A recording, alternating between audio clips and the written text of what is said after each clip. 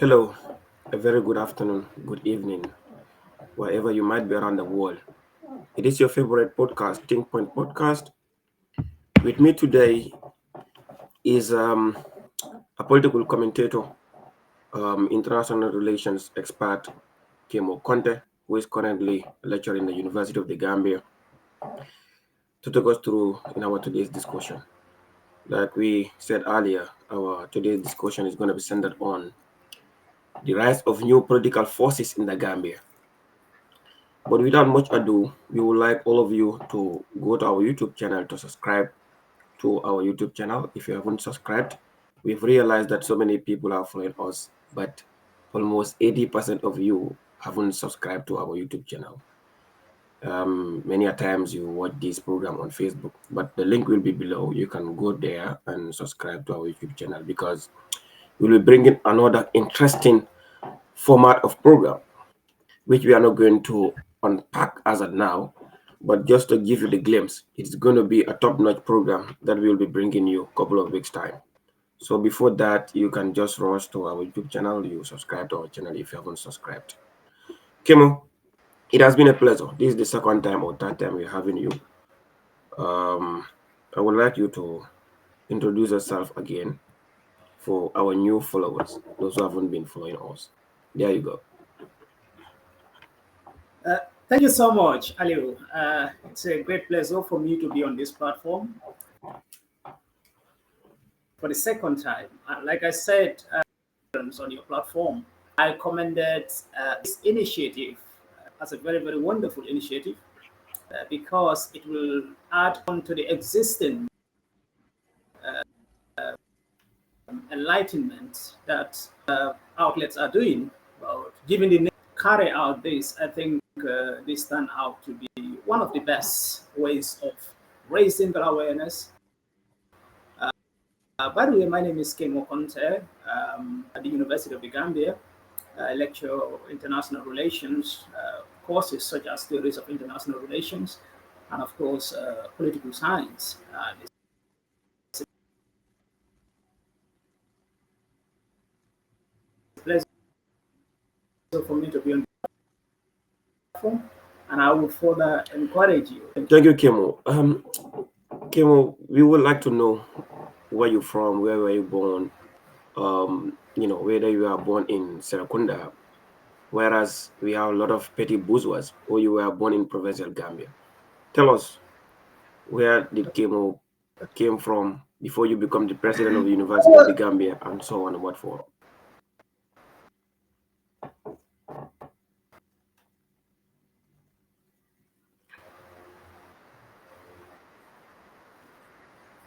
Unitarian land, that is the center of Badigo, that is Badigo in Jabakunda, born and where I did my primary school.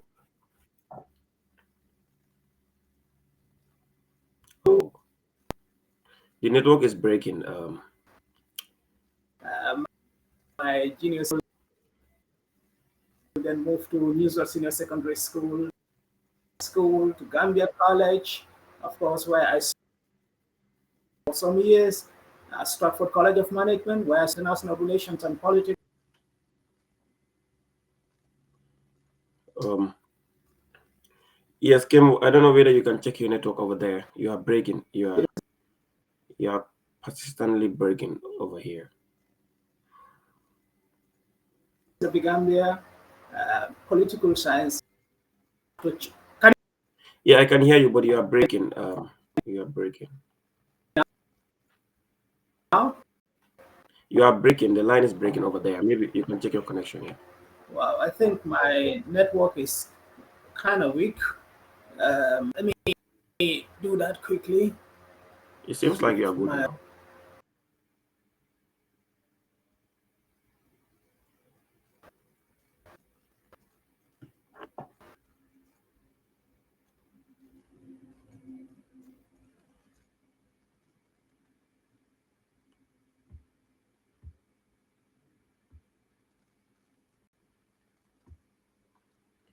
Yeah, our followers.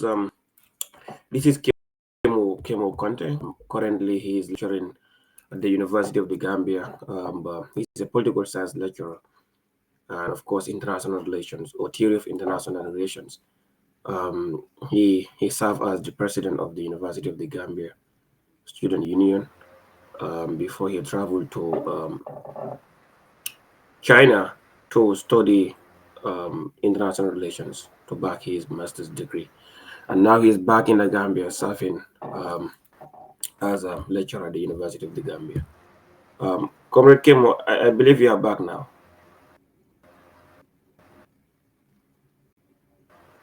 Hello? Yeah, it's by the way, it's Gambia though.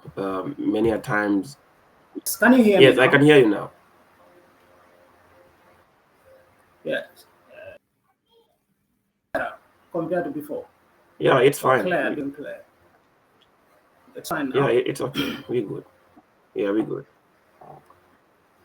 Yeah. So, like I was saying, I was born and brought up in the center of central Badibu, that is Badibu Mhm. Njabakunda.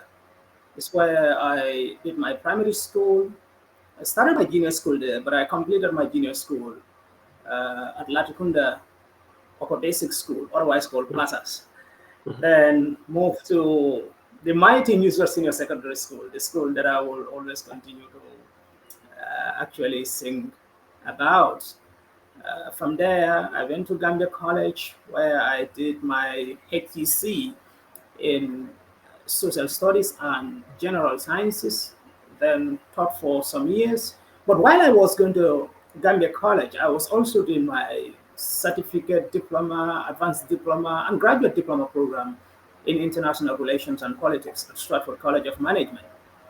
Later, after completing that, then I moved to University of the Gambia, where I read political science, and luckily graduated as the second best graduate students and the best political science students as well. And swiftly, then I moved to China Foreign Affairs University. That is the leading diplomatic institution in China, where you have some diplomats such as Ambassador, the Chinese ambassador to the Gambia, Ambassador Liu Ji, and Chinese ambassador to the United Nations. All these great ambassadors of China have studied in that institution. Is where I did my program, my master's program in international relations. So upon return to Gambia, of course, the best thing that I swiftly do is to join my alma mater, that is the University of the Gambia, and serve as a lecturer there. Currently, I serve as lecturer at the University of the Gambia, where I lecture international relations courses such as theories of international relations and, of course, introduction to political science. So this is the academic journey, but I think you may be interested in probably my leadership journey as a student leader, as a community leader, and so forth. Of course, I think my life in the University of the Gambia had been characterized by student leadership. One as a guidance and counseling minister, assistant secretary general, educational research minister of the University of the Gambia, student union. And by the way, it's good for me to inform you that, or to reiterate this, that during my time as the Educational Research Minister of the University of the Gambia Student Union, we conducted the first ever University of the Gambia Student Union nationwide research, which is currently published.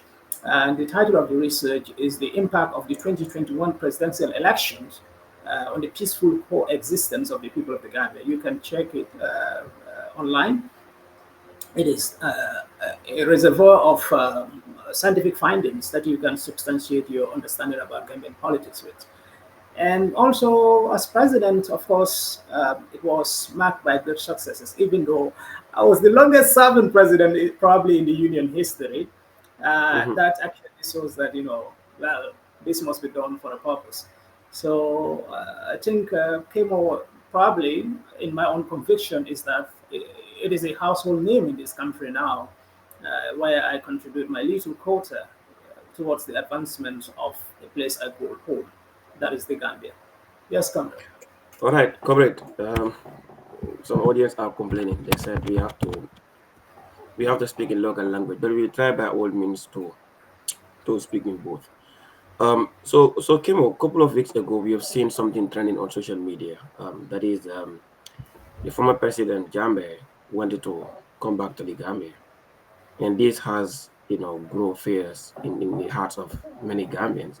So, as a political science lecturer and analysis as well, um, when you heard about this, what comes to your mind, and what is your take on that statement?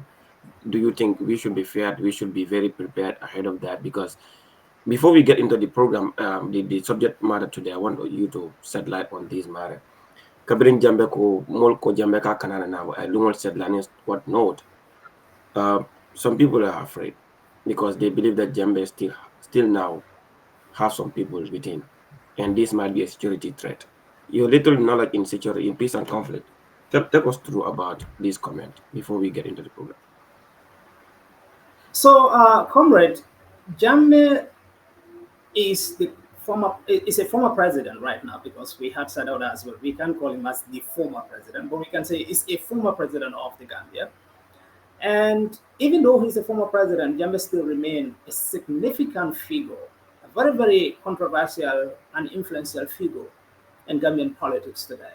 And Jammeh is not as ordinary as any other citizen. Of course, he is a former president who is currently not in the country, but of course, he is also a citizen of the Gambia, and that citizenship must be respected. He actually will similar rights like any other ordinary citizen. But he is not ordinary as well. Someone who served as president for 22 years, and his leadership is marked by spectacular and most, I would say, very, very powerful influences on the security sector of the country, on the social life of the people, and so forth. So Jammeh had impacted this country significantly. And this is the reason when Jammeh was leaving the country, even though even the victims of Jammeh were even crying at the Banjul International Airport. Even people who were victimized by Jammeh were crying. Of course, also there were people crying whose lives were positively impacted by Jammeh. And that Mhm. really shows that Jammeh is not only or was not only then an outgoing president, but was also a significant polarizing figure. Polarizing in the sense that there's massive divisions over Jammeh's leadership within the country. And that shows how influential he has been since he left the country. If someone of that nature or someone of that caliber intends to return, given the fragile nature of our country's security, even though we have the sovereign bloc, military wing trying to ensure that we have peace and stability in the country. But still, security is not only about militarization, it's not only about arms and ammunition. It is about how connected people perception are, how people harmonize their differences. So, given the nature of the polarization we have in the country, where people are divided on social, political, economic, and cultural issues, even ethnic, religion, or regional line, that is a significant factor in determining Jammeh's coming, because Jammeh's coming pose significant threats to our national security, given the polarizing. Still, you don't have people who are crying, who claim that they were victimized by Jammeh, and Mhm. Jammeh's coming is way of government giving Jammeh a free card, get out of the jail free card to come and enjoy or to assume the influence that he used to wield. So such people and their families and their close associates will be willing to do whatever because they will feel that government is unable, not unwilling, or probably unwilling to actually fight for them. And of course, Jammeh's loyalists and supporters. Remember, we still have the North Alliance wing or North Alliance political faction that is quite influential in the 4 years or in the West Coast region. Will obviously be there to protect Jammeh, to support Jammeh. So that make our society quite fragile, or that would really, really put this society in a very, very dangerous security situation. So I think Right. at this point in time, we Mhm. should not entertain probably those debates. What we should do is for government to act swiftly and quickly to do what's supposed to be done in order to preserve the peace and security of the country. Thank you, comrade. Now we are getting into the topic of discussion today, which has to do with the rise of new political forces in our political landscape.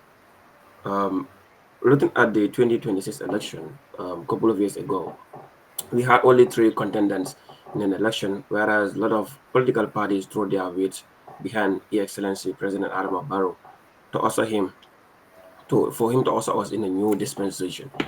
But after that, we have seen a lot of political parties. I mean, in 2021 election, since you have done research about it and then and published it subsequently, we have had almost 19 political parties. When you saw that nomination at when Independent Electoral Commission rolled out their list, the list of nominees or candidates, what was your thought? What comes to your mind? Did you think that it was all about democracy, or do you think, I mean, some people are directionless? So, Ali, political participation can be influenced by so many factors. You remember during the time of Jawara, I would say in the 1940s, the first political activity in this country was the election into Batos Town Council. This marked the first political activity in the Gambia in the 1940s. But with the extension of we show the formation of the United Party, we show the formation of the Democratic Party being the first political party in the Gambia in 1951, followed by UP United Party, and then the Gambia Muslim Congress Party. And obviously, these were parties that were doing their political activities within the Crown Colony area, that is within the Batos and its surrounding. So, with the extension of the franchise for the protectorate people to be part of the direct electioneering process, this also gives the PPP significant grip to actually throw their heart into Gambia's political ring. That is a little bit a proliferation into party formations in the Gambia, but you know quite well that when the PPP came to have firm grip on Gambia's political landscape, what they practiced was one party dominant strategy. They didn't say that, well, we will ban or we will not allow other political parties to participate. In fact, at the time, at independence, the only countries in the whole of Africa that were practicing multi-party system were Gambia, Senegal, Mauritius, and Botswana. We were the only four countries in the whole of Africa that practice multi-party democracy, right? So, but Jawara's tactic of multi-party democracy was based on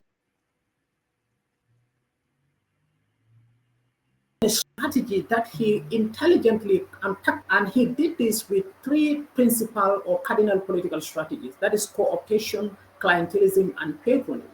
Jawara ensured that he reigned over or reigned on UP, the Democratic Party, give their party influential personalities cabinet position, right? So you don't see afterwards when the PPP dominated, the proliferation of these parties was a little bit caged until when Serif Mustafa Diba felt that, well, I think Jawara is definitely a political strategist, but it's not actually fighting for the collective interest. Probably, especially the rural people who previously actually influenced Serif and others to join Jawara. Serif felt that, those people were betrayed, especially. I know some people can disagree that his move from the PPP to form NCP was influenced by, tribal issues and not the Budut scandal, which is not significant to the argument. Some people thought that he resigned because of the so-called Budut scandal. Hmm. But the proliferations were kind of, I would not even call it as proliferation. It's gradual growth of political parties. NCP became a little bit influential or kind of bit influential about to Jawara. And then, Jawara continued to dominate the political landscape, even resigned out of, I don't know, whether pretense or maybe he was trying to gauge public opinion at the Mansa Bengo in Mansa Conco. People argued, the community leaders as well as the rural political folks said that in Banco Jawarantang, we can actually allow that. So his dominance in the political space in the Gambia continued. Even though Kuka Sambasanyang contested for the parliamentary position, he lost on the ticket of the National Reconciliation Party, which is the NCP. Kuka was also convinced that Jawara cannot be defeated, cannot be dominated politically. And that, those were part of the motivating factors of Kuka, why he staged the what he called the proletarian-led military, not a military, but coup d'etat, insurgency. I mean, some scholars will call it as an unfortunate tragedy.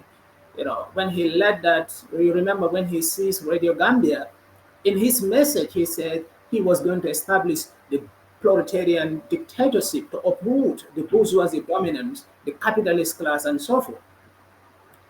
Because Kukai was convinced that, Jawara cannot be removed by partisan politics or whatever. So 1994 coup d'etat actually told Jawara that, well, partisan politics is not a choice. What will be a choice is the military takeover. So when Jammeh came, Jammeh reversed that partisan competition, which in fact was bit allowed by Jawara. What Jammeh did, Jammeh banned political parties, the three Jammeh coup d'etat parties, most of them except PDOIS, you know, who was more of a moderate socialist at the time, because Jawara dealt with them in a very, very strategic political way, calling them as a hardcore communist and so on and so forth. And then Jammeh felt that they are now a little bit moderate, and then they are not very much assertive, and then he got rid of the parties that he thought were mainly implicated in high-class corruptions and so forth. Now, Jammeh caged the political space. We did not see that proliferation like compared to today. And moving forward, these disenchanted people who thought that the space is being caged by Jammeh left these banned parties to come and form the United Democratic Party in 1996. Now, after the Democratic Party, you see much to United Democratic Party, because United Democratic Party inspired the formation of other new parties. It has given them that kind of confidence that even though we are faced with a threat coming from a military dictator, yet we can come out and push. So, what inspired the formation of subsequent parties was the United Democratic Party's bravery. But what we show currently, because it's important that we situate what is happening today in the historical context so that we can see how evolutions happen. What we see right now is that with the democratic transition from the Jammeh control or perhaps intimidated political space to this current liberalized democratic space, it informed the young people, it informed other societies, it informed people who are not happy with the traditional parties to come and establish their own party. Now we see, you already talked about the number 19. If you tell this thing to someone in the United States of America, the person will tell you, are you people mad? What are they going to do? Exactly. Political party. But 1940, you cannot change people's thinking. Even though we can criticize our political participation, not informed by clear-cut political ideas and ideologies. Maybe you meet a militant of PDOIS or UDP or maybe CA in the street of Badi Bojara or somewhere. You ask him, what is the principal manifesto idea espoused or pontificate by PDOIS or NRP or whatever? They won't be able to tell you, but they can identify themselves with the party leaders. So our political participation is mainly informed by identity politics rather than issue-based politics. And that's why people can tell you that Ndebe Barole, Ndemantara Useno, Walentebe Usen Mantra Baro, because they identify themselves with the party leaders. So with the extension or the expansion of the democratic space, obviously there will be competing narrative, competing perspective, ideas, thoughts, sentiments that will inform group formation. And this has to do with movement, it has to do with political parties and so forth. I mean, somebody in the diaspora can say, well, I think Gambians are not doing it properly. And you come to the political play.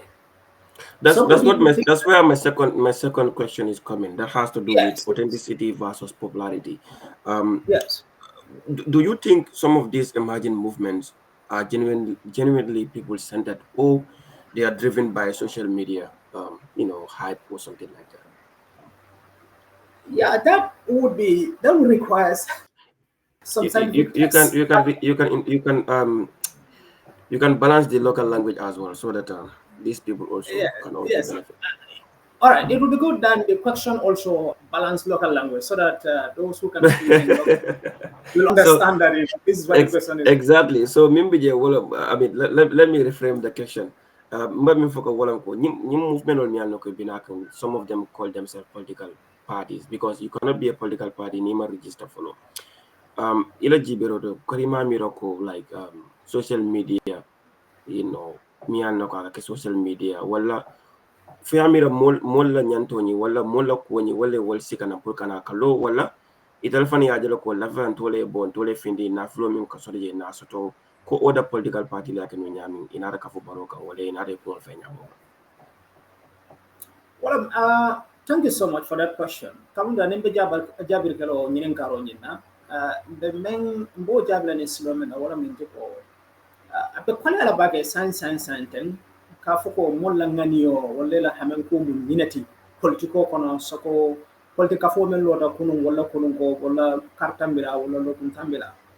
E beke dante men na ni nata politiko nyim banda bara wala min tipo nga fenne je mem mantara takuka wala be kafu bala to political party bala to me ya lonko ela tanya wala la silol man nyafa wala nan finti tan fananko ndoli sila dola je me ya lonko yirwa be tariala ni wasilol wala yirwa mina wasilol kantum be damen wala mantara damen wala Gambia banko in general itol fi abita kan silo men na itol finansi kafuno ban nyimbe koy la male ninga watita ko ko folo ning wolu yela sembota ya test through ballot box or ballot papers ni ya test wala sai ni e membude ni tantanta ite ne dalilo men na ni tantanta wala balano ko tonya ite na ta menelo to ba ni me alon ko ni e bude do ta sabada koma mbal no ko ta fananga ni o danda dama mbajala fanan ko ni be la campaign wala wala be la kudol la ke de mu kuma la le kamuna fo mo ye itol ka fi because politiko ni ko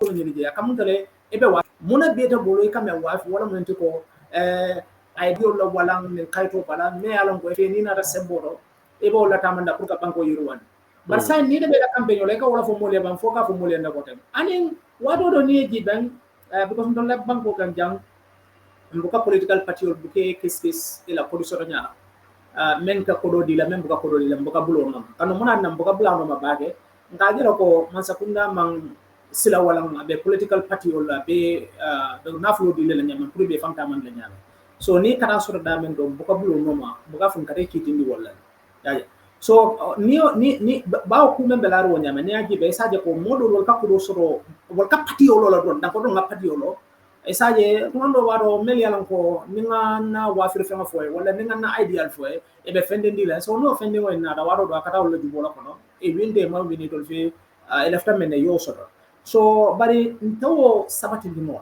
nta political kafu blame no lo la sante wala nta bulo chodi no la mo la kafu to nyako e yalo inde dilla ka kantum ila ngani yul man sene ma folo ngun ta fudala damen to 2026 karte fayo kola aning fola ni e bute fo la tenda senandi non so foni wo wamin silo ko mo sin ngani yul fana na senalo ko mando ba tabi nga men sobi la ko sobi da men ne la ko rada ase kino fana mu bare ta sabate mi no la sande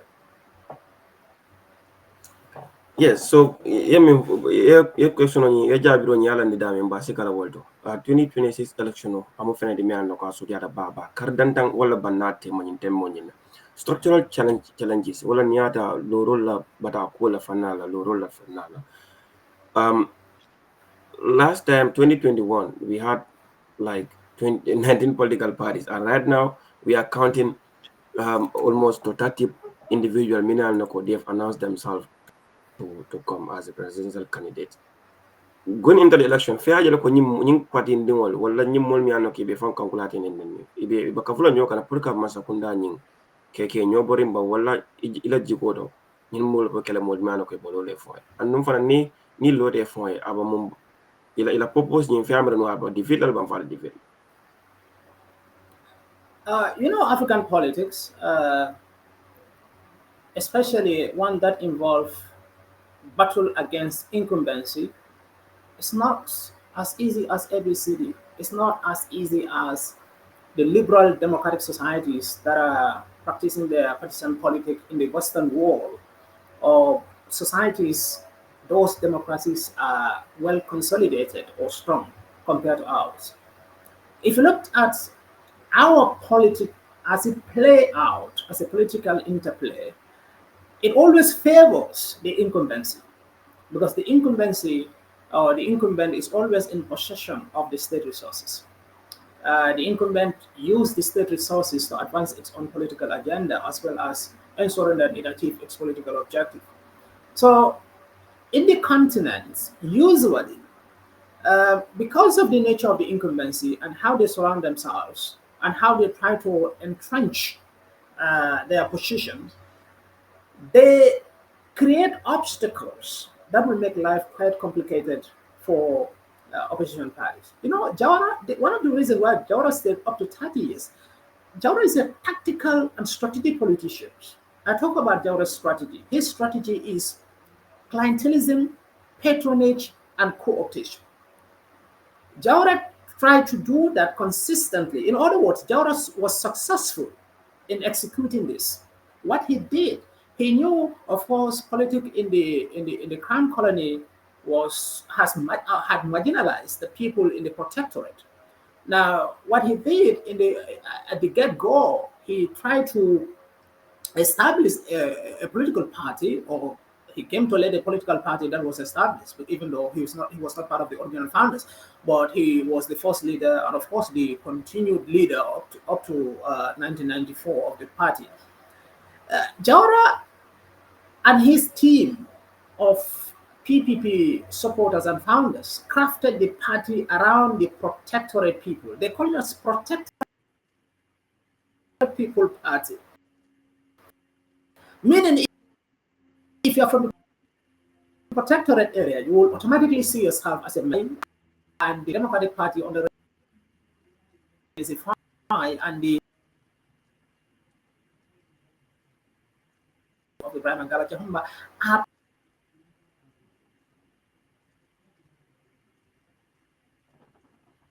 Yeah, I think you are breaking. And he's established the party based on regional line. And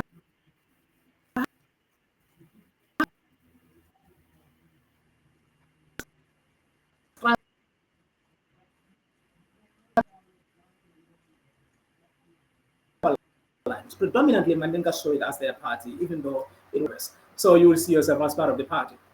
Now, but tactically, the three cardinal political strategies Yes. played by Jawara was the Democratic Party, and then he bring them forward, give them political positions, try to act as if, and he neutralized them. Now, there could be no effective coalition against Jawara. Barrow is playing similar card. You remember after the 2021 presidential election, Barrow quickly established this Grand Alliance. The Grand Alliance admitted the CA. It admitted the Gambia Moral Congress. That means Barrow is strategically working towards not eradicating, but averting possible strong coalition creation among strong opposition parties that is going to create threat for him. Now, if you have the UP, if you have the Gambia Moral Congress, Ahmed Fadi, you have NRP. Remember, Ahmad Ba until today is an influential political figure in his party. You have the Citizens Alliance that also have it on the youth folks. You will. The only threat that exists now as a single political entity for you is the United Democratic Party. Now, if you look at the traditional party with other political entities in terms of the coalition formation, it's always funny. I mean, some will accuse the United Democratic Party as a party that saw itself or that sees itself as a party that wouldn't want to reach out. A lot of the supporters dispute that narrative. But it appears that United Democratic Party at this point in time will not negotiate with any small opposition party that's going to create some kind of a democratic space for the Gambia. If you had to form coalition with the United Democratic Party, as it stands, Dabo will be the undisputed leader of the coalition, right? So right seems to that or probably a sort of a meaning accepted by some of these minor parties. That's where my follow-up So question will come. at this point in time, we don't see where these small parties. Well, Yeah. Kim, I mean, that's where my second question is gonna come. Yes, now I can hear you. That's where the second question is gonna come. Given that we had a lot of political parties coming up, but even though these parties, even for them to pass the scrutinization, I mean, the ISA scrutiny, it is always difficult for them to pass through that. And then, I mean, what we have seen from the past election, couple of them weren't able to have even 5% from the total 5% from the total vote, except UDP, UDP, NPP, and GDC.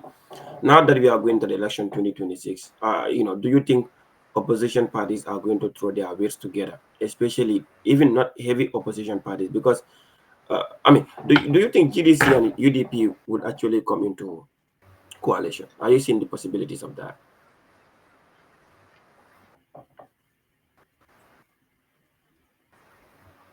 Did you get my I question? think still it is possible. It is possible. I can hear your question. I mean, Right. there's no high chance of these two parties coming together, but I think it's still possible for GDC and United Democratic Party if all of them can make compromises and build a consensus that will obviously treat each coalition party member with some degree of respect. I think the fear that GDC members seems to have when it comes to forming coalition with the UDP is that uh, I think they wouldn't have that much leverage when it comes to negotiation, given how UDP perceive itself in terms of how solidified it is, in terms of how the grid they have in the country. So, and GDC is a party that is regressing. In other words, it is going through some sort of political depletion. And that being the case, they cannot treat themselves as equals with the UDP. I think they have to make significant compromises in terms of forming a coalition with the UDP. And we are not sure if GDC has that kind of humility in the party's leadership to actually lower themselves in order to form any coalition with the UDP. And UDP's position, UDP has always have the conviction that they don't lose elections. They win elections. Is the leadership of the party always have that conviction that elections are always cheated. They still with the conviction that they can win Barrow as a single party without a coalition. That will still have that conviction. The point And is Dr. where, Dr. Mani and Dr. Lamin Mani yeah, too. obviously Dr. Mane is He always known assertively, uncompromising. exactly, exactly. So how about Esa Fall? Esa is Yeah, he's I an mean, uncompromising. is a young Conformist. rising political figure in Gambian politics, and then the likes of Talib, the Doi. I know, Doi right now they are losing grip, but are you seeing, other people, Minial Noko, they've removed themselves from UDP as of now, coming back. Are you seeing the possibility of having Talib Ben Sudan Lamin Jedabo coming back to their own compound? Coming back to UDP, or what are you trying Yes, to say? coming back to UDP to form coalition, because at some point it is good you go strike balance, get a structure, get few supporters, so that you can be able to have a voice in a coalition talk. You see, UDP is a very, very interesting party. It is a party uh, that can hold you in all its soul when you are with them. But when you leave them, obviously be ready for bullets. And if that bullet, now you can no longer take that, you want to come back, still, even if you come back, you will be regarded little bit of laughing stock. Uh, Yesterday, I heard from some old folks saying that saying sutela bal ni sajol boranyo. Meaning for those that have left, no, not bal ni sajol, surwol ni sajol. Hmm. For those that have left, wala musulwolti. and those that remain are those that belong to the Ba family. Now, let's put it this way.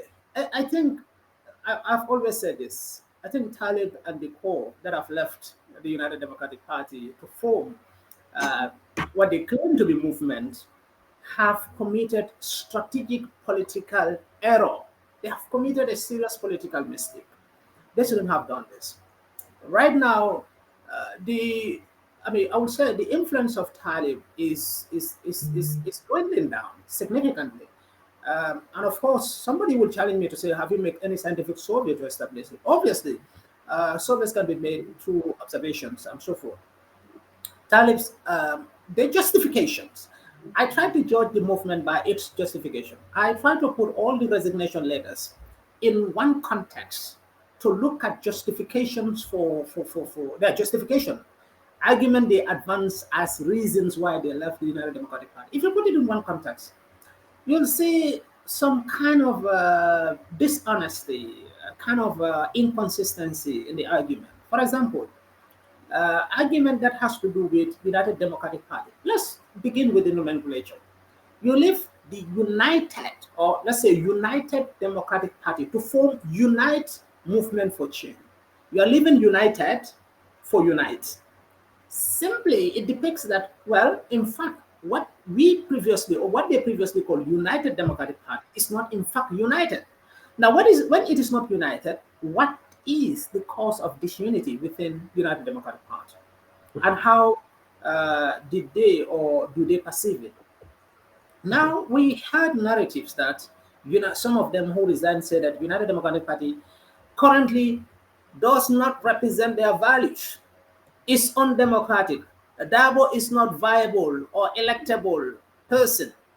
Now let's deal with this argument one by one. If United Democratic Party is not democratic, Dabo, I think, will be contesting the sixth time or the seventh time. I think this contest will be sixth time of contesting.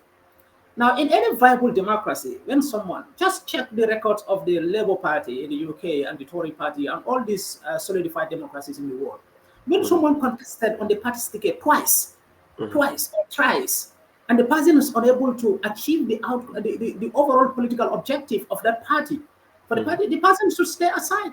If Dabo contested force, I mean, in 1990, in 2000, 1996, in 2000. 2001, in 2006, and he's unable to win, and you are still with Dabo up to 2016. When do you come to realize that, well, Dabo is old, Dabo is not viable, or the system is undemocratic? Because if you say it's not undemocratic, in an ideal democratic society, you should have noticed that when he contested twice, you should not allow him to go for the third term when he was really losing election. But if you combine them up to 2025, you said you are resigning now because of Dabo is not the UDP is not democratic. I think that argument can be challenged anywhere. That's one. Second, quickly, let me deal with this. The second argument has to do with when you say that Dabo is not winnable, is not a viable candidate, and so forth. Remember when UDP, after the 2021 presidential election, some of the people who defected from the party now, from the UDP now, were among those who defended the claim that Dabo really won the 2021 presidential election. And Exactly. they were motivated to challenge the outcome of the 2021 presidential election. Now, if you said Dabo is not winnable, that actually contradicts your previous position. If that is the justification for you to leave the party, right? And the other issue is when you say that Dabo is not viable, when do you come to realize that Dabo is not viable? So if you also say that your values does not, I mean, UDP does not represent you, when do you come to? So I think the timing of all these arguments actually prove some of the arguments to be very much weak and very much in line with some kind of dishonest argument. So I would conclude on that matter with this. I think the political space for Unite Movement for Change is shrinking for them, and I'm not sure they're going to pose significant threat to the United Democratic Party. I'm not also sure that 2021, 2026 presidential election will bring a kind of a coalition between this Unite for Change movement and United Democratic Party. Do, The do you only think they are irrelevant in political space as we stand? Because you must I have a think they are. base. I And think they are relevant. I think they are relevant. Still. They are okay. relevant. We cannot call them as irrelevant entity. I think they're still relevant. Mayor Talib Ahmed Bensouda obviously still remain one of the politicians in the Gambia who appeals to the cross section of the Gambian polity. In other words, he still appeal to the cross section of the Gambian political. I would say participants. You look at the outcome of the last mayoral election, somebody will argue that because of UDP's backing. But I think still, even when you see the way he is embraced here, not only on social media, but you go to certain places, certain communities within the cane, you can still feel that some people, especially those that don't cling onto tribal issues, still feel that Mayor Bensouda represents a kind of a dawn in Gambia's political leadership because you see his achievements in the KM. They speak for themselves. The Bali project alone is a novel, I would say, significant project that has changed the entire waste management system of the KM. I live in the KM before moving to the West Coast. So I think, judging by records, you still think that he's viable. But but that but is but not. from the research conducted by Gambia Participate, most of opposition leaders defeated Taliban in KMC for opinion poll. SFL That's defeated what I him. said. Mhm, That's mhm. what I said. I don't know how you try to measure relevance here, because when you talk about relevance, it's quite a very fluid concept. Relevance in terms of how you have that magnetic force to the social structure politically. Relevance is your viability to win elections. So you can be politically relevant. Still you are not winning elections. So if you go by number, of course, elections undoubtedly is about number. I mean, yeah, most of like, obviously you'll be in the Marina Party. But even most of the Hana Reka Kumanyimanya, they will still say, hey, Aliva Salaka Kumanyimala, Aliva Salaka Kumakan, hey, Yandalama Aliva Salala, Bankora Rankeso, Sovereign Wealth Fund, Senegal Makolina. But still, someone, the person who's even saying that, will obviously not vote for Khalifa. When elections come. So I think that is the whole case here. If you want to go by numbers, probably you will see serious regression. But obviously, it doesn't speak about relevance. Most of So the function, or one of the principal function of political parties, is to hold government accountable. Despite yes, these, despite these numerous political, movement in the Gambia, we have seen little or no pressure from those institutions or from those structures mounting pressure on the government. Do you think people should take them seriously? Because I if think you are people not should holding take. government accountable, you are not holding press conferences, you are not going to court, you are not holding protests against some of irregularities that are going in the government. I mean, do you think people should take it serious? Yeah, I think Jane Borden, the French political scientist, brilliantly put it. He said, when people indulge or involve in politics, they should not only be seeking political high class, the epic of leadership, that is presidency. Meaning, if, for example, you are a Gambian, you are Gambian politicians, you indulge in politics, you should not only be seeking marina parade, but you should also devise mechanisms, ideas, strategies as to how you hold government accountable. Not only that, but also how you offer uh, alternative policy guidance or critique as to how government should be run entirely. Obviously, I think that has to do with not only misunderstanding, but sometimes how we understand politics to be carried out. UDP can be hailed for their spectacular role in that. Obviously, imagine if you don't have UDP at all in Gambian political space, what would happen? Because UDP has been challenging government in many occasions. UDP have been taking government to court. They've been writing presses. They've been condemning actions and so forth. And I think SFR and then the Soviet also have been quite critical in terms of playing what we call issue politics to focus on what is happening, uh, even though sometimes he tend to get things wrong, given the contextual applications, right? And we are also seeing, I think, some of these new ones that are coming up. The movements, they are also trying to play the issue politic tactics. But beyond that, you still have significant number of political parties in the country who don't talk about issues. They only come out to condemn when those acts are committed or are conducted by other relevant bodies. They will just come and write presses and so forth. So sometimes you think that you don't even know their purpose in the country, and I think that's a significant problem in our democracy. I think also that will also answer the question of why the proliferation, why we are seeing so many opposition parties, and what are they doing at the end of the day. Some of them, they are finding chances to find themselves within government. They establish for opportunity purposes, and immediately they get those opportunities. They just shut up within the entire system. So intention also can be judged by some of the things they are doing right now, especially those that have been established for several years ago. So I think we can blame those ones for that mute. Yeah.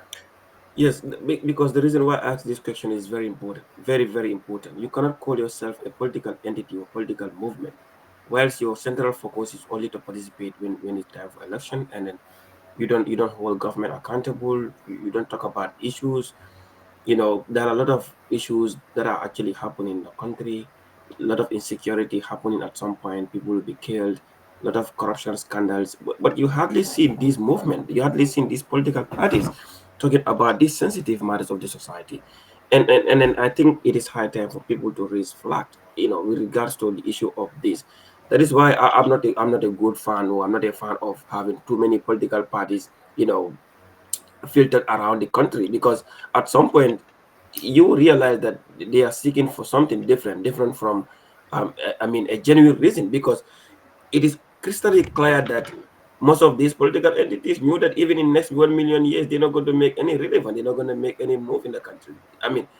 For me, I believe it is high time, political parties to align themselves with already established political movement that you've shared a vision with. For example, we have seen Golden Era Party, visited, pay a courtesy call to PDIS. If you believe that you share the same policies or the same ideology with PDIS, what is stopping you not to join PDIS and But make a move? I'll just to move swiftly to that. I mean, this is democracy, and political scientist Andrew Haywood brilliantly put it. He said, "What one thing makes politics interesting or fascinating because it is characterized by disagreements, right?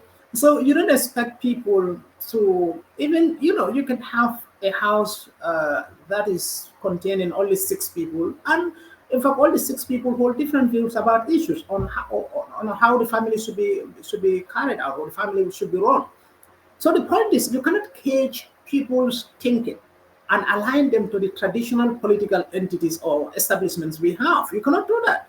You have to allow people to think freely. You have to allow them to align themselves to any entity that they see represents their ideas. But I think also fundamentally what we need to answer is that, do they have coherent, clear-cut political ideas and ideologies? Or is it that they feel that they don't want to align themselves with the traditional political establishments? Because, I mean, today, if you read the manifesto of United Democratic Party, you can see very liberal, beautiful liberal arguments there. But of course, if you read Gambia Action Party, you read their manifesto, you can see things replicated from another liberal political party that is being said there. So you look at how the similarities they share.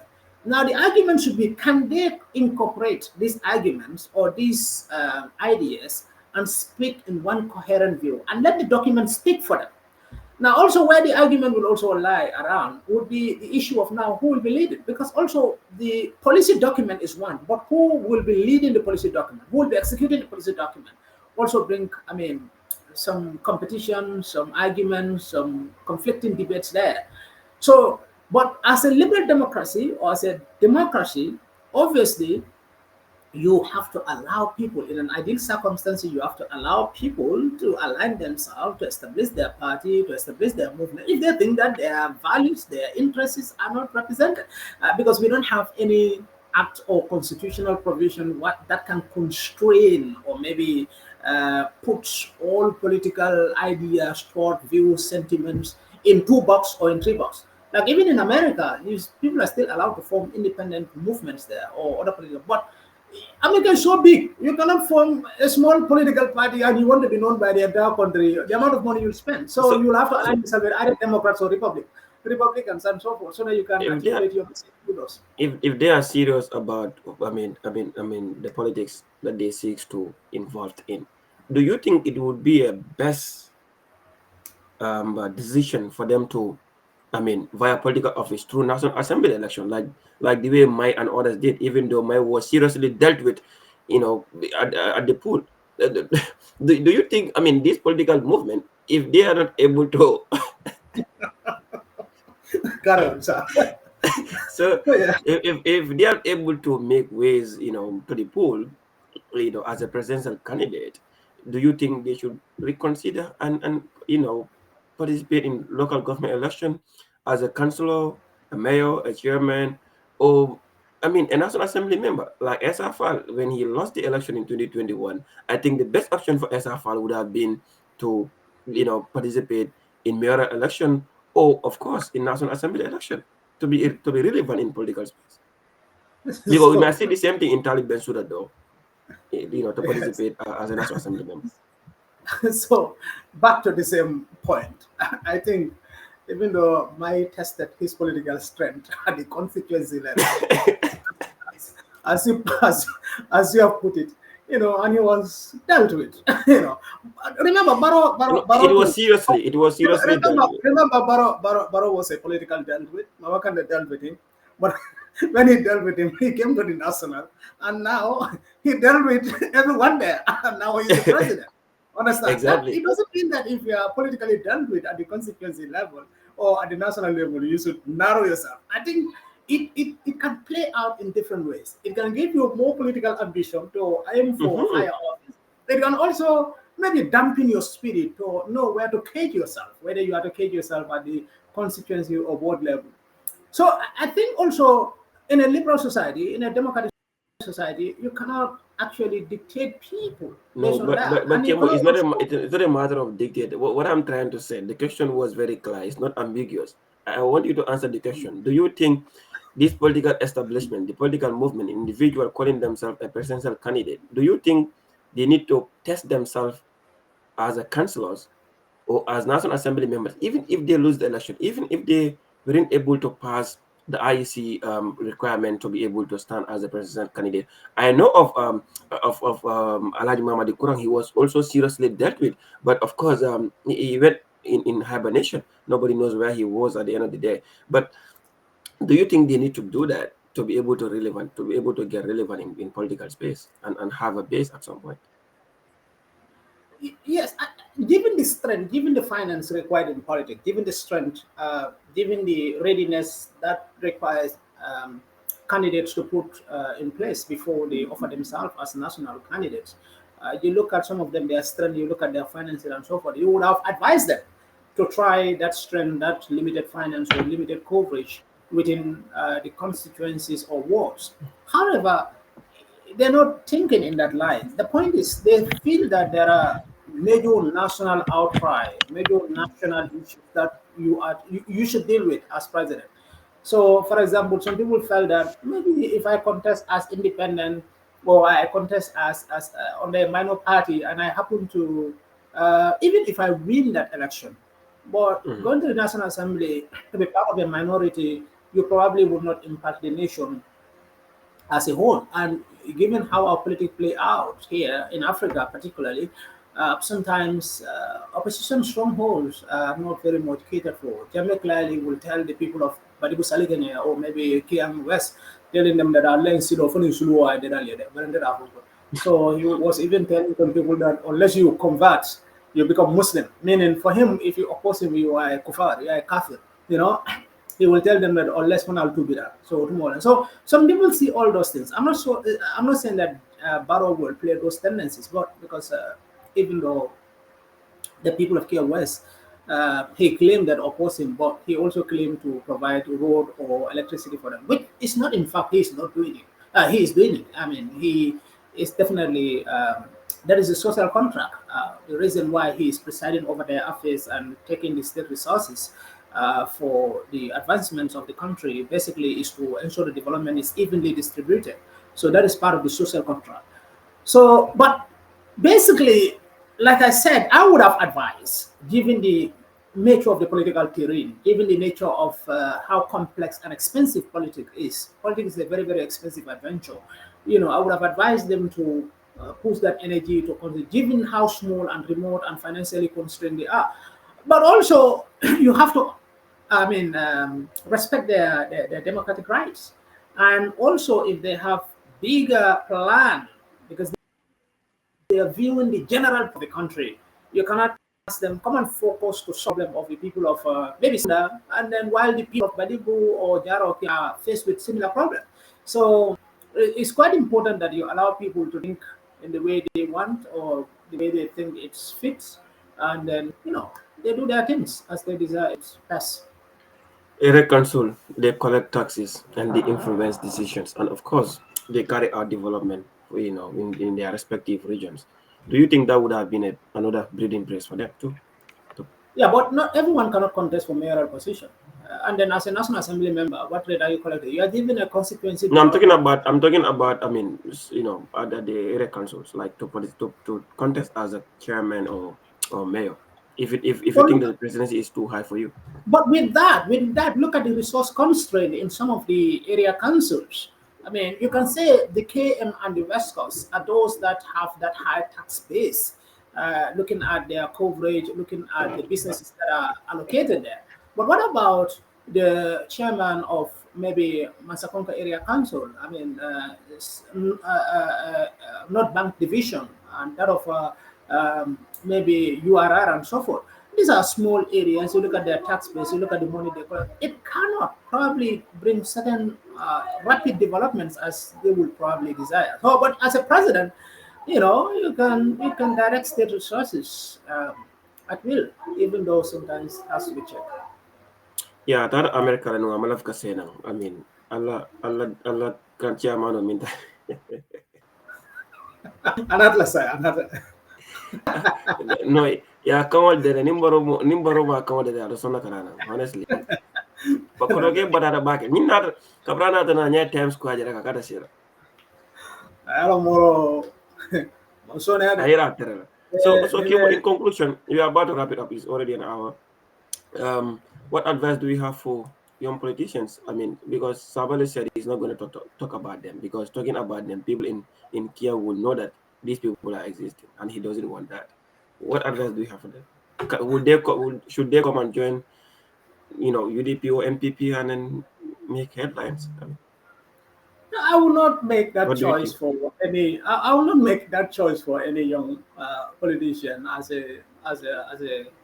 an academician. I will basically advise them to think critically and to focus on issues and also judge parties by intention and by actions as well.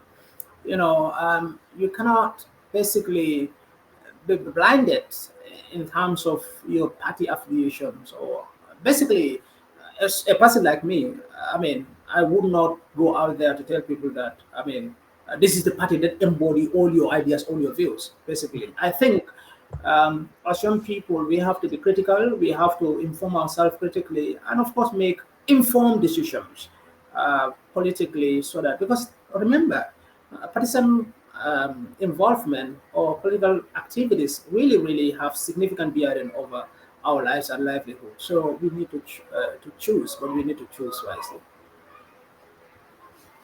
All right. So thank you so much, Kimo. Your final message, if you have anything to say. Yeah, thank you so much, comrade. It's always a pleasure to speak on this platform. And I think subsequently, moving forward, we'll be having some discussions. And I would thank every listener.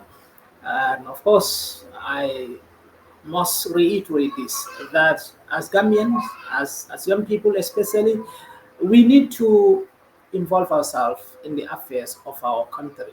Politically, we need to be active.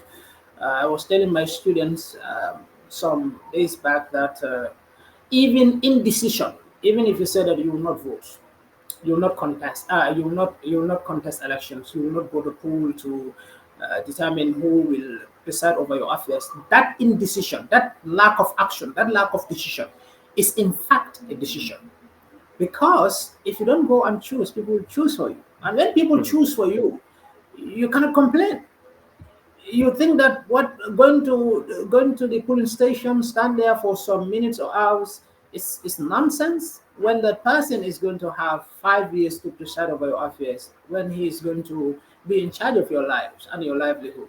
So I think we should be active in our politics, and then we should speak, but we should speak with reason and with rationality. All right, thank you so much, comrade. It is a pleasure having you. Always a Used to have pleasure. you again in our suspend programs. Thank you Thank so you much. everybody for following us, the listeners and those who are watching us on YouTube and Facebook. We just want to reiterate this. You can subscribe to our channel because couple of weeks time we'll be bringing another format of program, whereas we're gonna have our panelists to discuss about to analyze certain pressing issues within the community and see how best we can move forward as a nation. Thank you so much. It is a pleasure having you. See you. Bye bye. Thank you. Bye bye.